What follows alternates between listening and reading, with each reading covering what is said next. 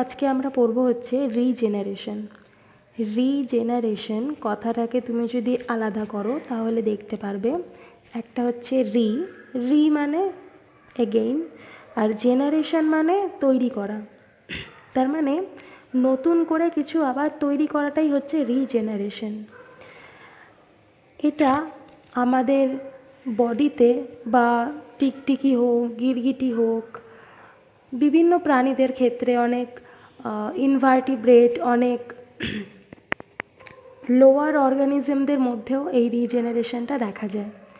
অর্থাৎ তারা তাদের নতুন করে বডি তৈরি করা, বা কোনো বডি যদি কোথাও উন্ড তৈরি হয় বা কোথাও যদি কেটে যায়, সেই জায়গাগুলোকে আবার যে তৈরি করার পদ্ধতি, সেটাকেই আমরা বলি রিজেনারেশন।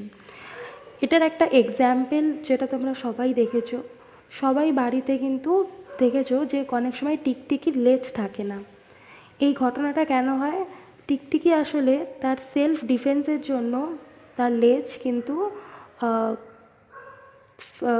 লেজ পড়ে যায়। আসলে যখন কোনো প্রিডেটার আসে, নিজেকে সেই এনিমির হাত থেকে রক্ষা করার জন্য টিকটিকি তার সেলফ ডিফেন্স হিসেবে এই তার শরীর থেকে লেজটাকে ফেলে দেয়। এটা ডিস্ট্র্যাক্ট করে সেই এনিমিকে তাদের হাত থেকে রক্ষা করার জন্য। রিজেনারেশন কাকে বলে? The ability of living organisms to replace damage or lost parts of body or to reconstitute the whole organism from a small fragment of body. This is regeneration. Okay, তার মানে রিজেনারেশন আমরা কোন কেসটাকে বলছি? যে regeneration হচ্ছে একটা process, একটা ability, একটা ক্ষমতা আমাদের কি করার, আমাদের কোনো ড্যামেজ বা কোনো লস্ট যদি বডি পার্ট থাকে, সেটাকে আবার নতুন করে তৈরি করার, সেই জায়গাটাকে আবার নতুন করে অন্য নতুন অর্গান দিয়ে রিপ্লেস করার ঘটনাটা হচ্ছে রিজেনারেশন। অথবা রিজেনারেশন আরেকটা কি হতে পারে? লোয়ার অর্গানিজমদের ক্ষেত্রে যেরকম কোনো একটা ওদের বডি পার্ট থেকে পুরো আবার নতুন একটা অর্গানিজম তৈরি হয়ে যায়। এই প্রসেসগুলোকেই আমরা রিজেনারেশন বলি। রিজেনারেশন আমাদের হিউম্যানদের ক্ষেত্রে খুব লিমিটেড অ্যাবিলিটি রয়েছে আমাদের। কিন্তু আমরা যখন এমব্রয়ো ছিলাম, ঠিক আছে, আমরা যখন এমব্রয়ো ছিলাম মায়ের গর্ভে, তখন আমাদের রিজেনারেশনের 100% ক্ষমতা ছিল। আমরা তখন আমাদের যদি হাত কেটে যেত, তাহলে আমাদের সেই ক্ষমতা ছিল আবার নতুন করে সেই হাতটাকে তৈরি করার। কিন্তু এখন কিন্তু আমরা পারবো না সেটা। এখন আমরা কি করতে পারি? এখন যদি আমাদের স্কিনের উপরে কোথাও কেটে যায়, সেই জায়গাটা আবার রিজেনারেশন হতে পারে।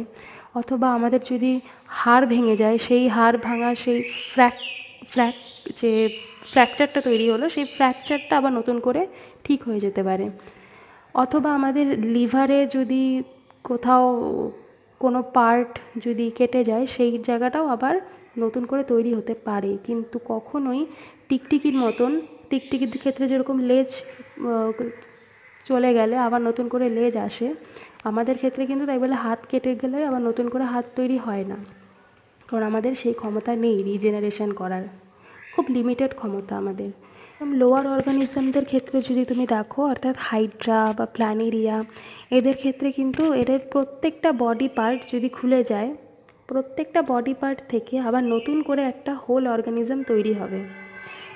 তাহলে আমরা দেখছি যে যত লোয়ার অর্গানিজমদের দিকে যাওয়া যায়, তত রিজেনারেশনের অ্যাবিলিটি বাড়ে, আর আমাদের হায়ার অর্গানিজমদের ক্ষেত্রে আস্তে আস্তে রিজেনারেশনের অ্যাবিলিটিটা কমে। জেনারেশনটা এখন হয় কেন? আসলে যেই জায়গাটা আমাদের কেটে যায়, বা যে কোনো অর্গানিজমদের ক্ষেত্রে যেই জায়গাটা আসলে কেটে যায়, সেই জায়গাতে স্টেম সেল থাকে। সেই স্টেম সেলগুলো স্পেশালাইজড হয়ে নতুন অর্গানিজম তৈরি করে। এখন দেখো, রিজেনারেশন 3 রকমের হয়। একটা হচ্ছে এপিমরফোসিস, একটা হচ্ছে মরফোল্যাক্সিস, আর একটা হচ্ছে কম্পেনসেটরি রিজেনারেশন। তো চলো দেখা যাক প্রত্যেকটা ভাগ সম্পর্কে। এপিমরফোসিস রিজেনারেশনের ক্ষেত্রে যেই জায়গাটা লস্ট হয় বা ড্যামেজ হয়, শুধুমাত্র সেই জায়গাটাই আবার নতুন সেল দিয়ে তৈরি হয়। এটা হচ্ছে এপিমরফোসিস। এটার এক্সাম্পল সেই টিকটিকির লেজ পড়ে যাওয়া বা স্যালামেন্ডারের ক্ষেত্রে আবার নতুন করে লিম্ফ তৈরি হওয়া, অর্থাৎ বুঝতেই পারছো যেই অঙ্গটা তোমার কেটে যাবে সেখান থেকে নতুন করে পুনরায় রিপ্লেস হবে আরেকটা অঙ্গের, এটা হচ্ছে এপিমরফোসিস। এপিমরফোসিসের এক্সাম্পল আমরা একটা স্যালামেন্ডারের থেকে দেখছি। এটা হচ্ছে একটা স্যালামেন্ডার। এই স্যালামেন্ডারের দেখো এই জায়গাটাতে একটা কাট সৃষ্টি হয়েছে, যার জন্য এই হাতটা আলাদা হয়ে গেছে। এই লিম্ফটাতে যে কাটটা সৃষ্টি হয়েছে এই ঘটনাটাকে বলা হয় অ্যাম্পিউটেশন। নেক্সট স্টেজে কী হয়, এই লিম্ফটাকেই যদি তুমি এটা কনসিডার করো তাহলে দেখবে ভিতরে যে বোনটা রয়েছে, বোনটা এক্সপোজ হয়ে রয়েছে এবং এখান দিয়ে কিন্তু এখন প্রচণ্ড পরিমাণে ব্লিডিং হচ্ছে, যেহেতু এই জায়গাটা কেটে গেছে। এখন এই স্টেজে আমাদের কি করতে হবে, হিলিং করতে হবে। সবার আগে আমাদের দরকার এই জায়গাটাতে একটা প্রোটেক্টিভ লেয়ার তৈরি করে দেওয়ার। এখানে বিভিন্ন সেল এসে একটা এপিথেলিয়াল সেলের লেয়ার তৈরি করবে যাতে ব্লিডিংটা বন্ধ হয়ে যায়। এই জন্য এই স্টেজটার নাম হচ্ছে হিলিং স্টেজ। নেক্সট স্টেজে আমরা এবার ডিফারেন্সিয়েশন হবে, অর্থাৎ এখানে যেই আগে যেই সেলগুলো ছিল এপিথেলিয়াল সেল, সেই এপিথেলিয়াল সেল ছাড়াও কিছু স্টেম সেল দেখা যাবে।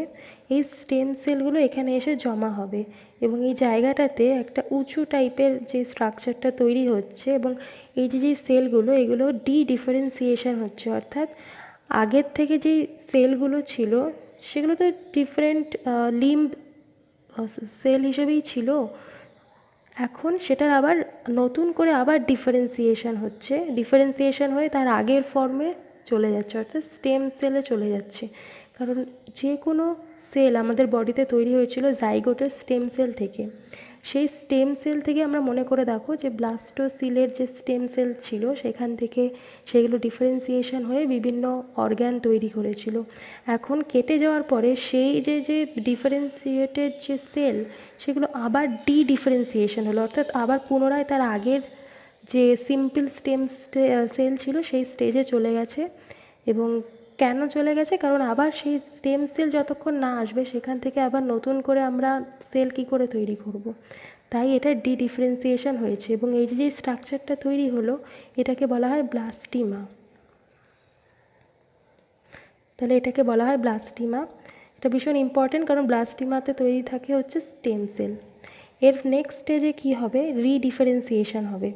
এইখানে যেই ব্লাস্টিমাটা ছিল সেই ব্লাস্টিমার যেই সেলগুলো ছিল স্টেম সেল, সেই স্টেম সেল থেকে আবার নতুন করে ডিফারেন্সিয়েশন হয়ে এই লিম্ফ তৈরি করার যে সেল দরকার সেই সেল এখান থেকে তৈরি হয় এবং ধীরে ধীরে বোন দেখো বাড়ছে এবং টোটাল এপিথেলিয়াল সেলের লেয়ার বাড়ার ফলে আবার আগের মতন স্ট্রাকচার আসার চেষ্টা করছে।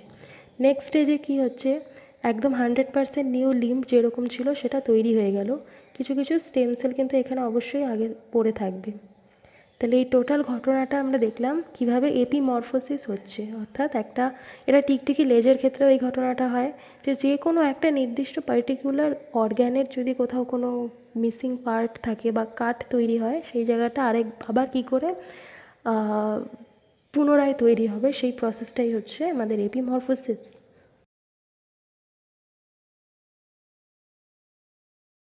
একটা ফ্র্যাগমেন্ট থেকে নতুন করে বডি তৈরি হওয়াটাকে বলছি আমরা মরফোল্যাক্সিস। মরফোল্যাক্সিস রিজেনারেশনের ক্ষেত্রে দেখো এটা হাইড্রার বডিতে হয়, যেটা হচ্ছে একটা লোয়ার অর্গানিজম ইনভার্টিব্রেট। এই হাইড্রা এটা একটা অর্গানিজম, ঠিক আছে, এটা একটা প্রাণী, যেটার উপরের এই অংশটাকে বলা হচ্ছে এপিস্টোম, মুখের জায়গাটাকে, এবং যেখানটাতে রয়েছে দেখো প্রচুর পরিমাণে টেন্টাকেলস, মাঝখানেরটা বডি এবং নিচের অংশটাকে বলা হচ্ছে বেসাল প্লেট, যেটার সাথে ও আটকে থাকে। এই হাইড্রা প্রাণীটার ক্ষেত্রে খুব সুন্দর রিজেনারেশন ঘটনা ঘটে।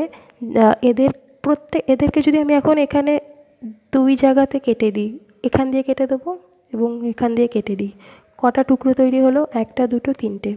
প্রত্যেকটা টুকরোর থেকে নতুন নতুন একটা অর্গানিজম তৈরি হবে।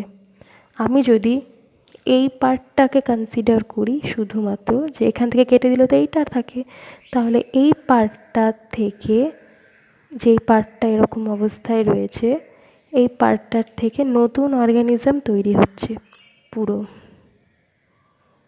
দেখেছো, এইটুকু কিন্তু পুরো নতুন তৈরি হলো, পুরো একটা নতুন হাইড্রা তৈরি করলো। এই পার্টটা এখানে খুলে আসবে, এই পার্টটার থেকেও নতুন আরেকটা তৈরি হবে, এই পার্টটা এরকম তো তার মানে এর উপরের দিকে হাইপোস্টোম তৈরি করতে হবে, আর নিচের দিকের বেসাল প্লেটও তৈরি হবে। তাহলে পুরো তৈরি হলো তো হাইড্রার বডিটা।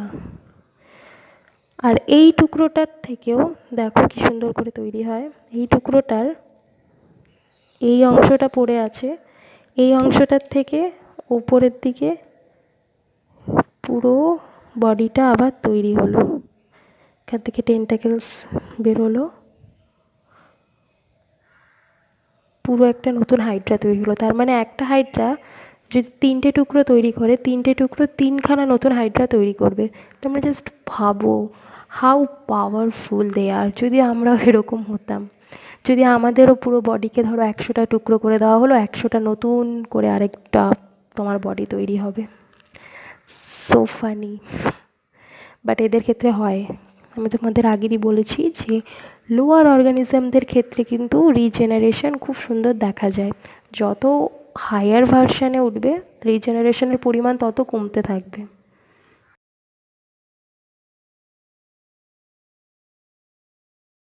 রিজেনারেশনের যে লাস্ট পার্টটা রয়েছে সেটা হচ্ছে compensatory regeneration.